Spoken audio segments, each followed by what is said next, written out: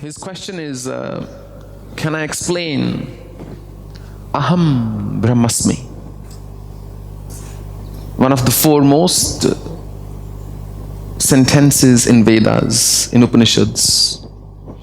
One of the core teachings of our Vedic texts. What does it mean, Aham Brahmasmi? And he is asking this gentleman, what is its application in real life? Brahmasmi is not something you can apply. It's something that you realize. This notion, aham means I or me. Brahmasmi means I am that. That I am Brahma. I am who I pray to. I am that God. I am that divine. That there is absolutely no difference between him and I. I am that essence that Vedas talk about. Its realization is not an instantaneous thing either. See, the concept of instant realization is predominantly propounded by Zen philosophy, the Zen way of life. Vedic way does not believe in anything called instant. It says nothing is instant. You will go through your whole cycle. In fact, Vedas don't even recommend sannyasa, renunciation in a youthful age. They recommend that you go through the 4 stages of your life. You go through period of brahmacharya when you are single and hopefully celibate. And then you go through your marriage.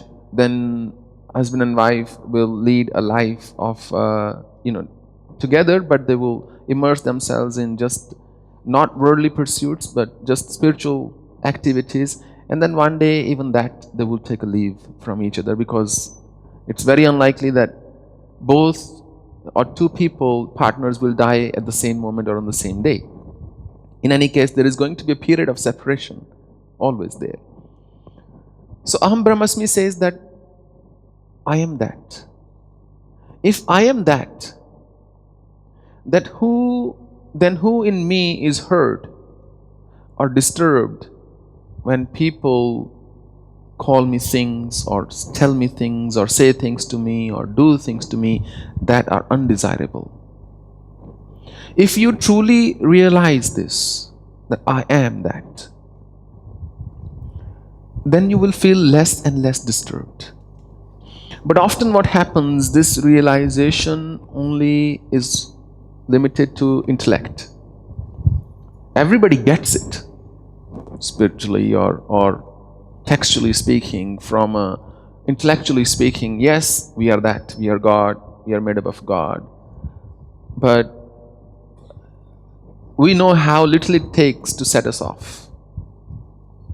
Somebody just forget talking. Somebody looks at you a certain way and you say, how dare he or how dare she? And then you forget all about Aham Brahmasmi. You say, I am Brahmasmi, but he's not. I am Brahm, but he's not. To him, I'm going to teach a lesson right away. This moment of forgetfulness is at the root of our suffering. Aham Brahmasmi is a way of life so that you are able to see God in everybody and everything, not just based on your convenience, but as a matter of a life principle, goal. And constant reflection on Aham Brahmasmi leads to a certain type of samadhi called Gyan Samadhi. A samadhi you have arrived at out of sheer force of your wisdom and understanding. Raman Maharishi used to be in Gyan Samadhi because he would constantly reflect on, who am I? I am not that. I am not the body. I am not the mind. I am not the soul. I am not a man. I am not a woman. I am not a mother. I am not a father. These are all just labels assigned to me. I play these roles, but I am something beyond this. I'm something more than this. Therefore, I am that. Maybe I am all these things, but I'm also the divine soul. I'm also the mountain in front of me. I am a little plant. I am the dog outside. I am everything. So that realization leads you to greater peace and bliss. There was a time when I was in the Himalayan woods that sometimes I would step out. My rotation of 10 hours, stretch of 10 hours or 7 hours would shift because I wanted to train my mind for that intense samadhi at all times of the day.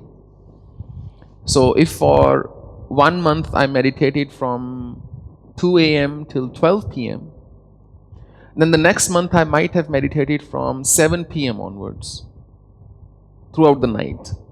And I might step out at 12 p.m. or 11 a.m.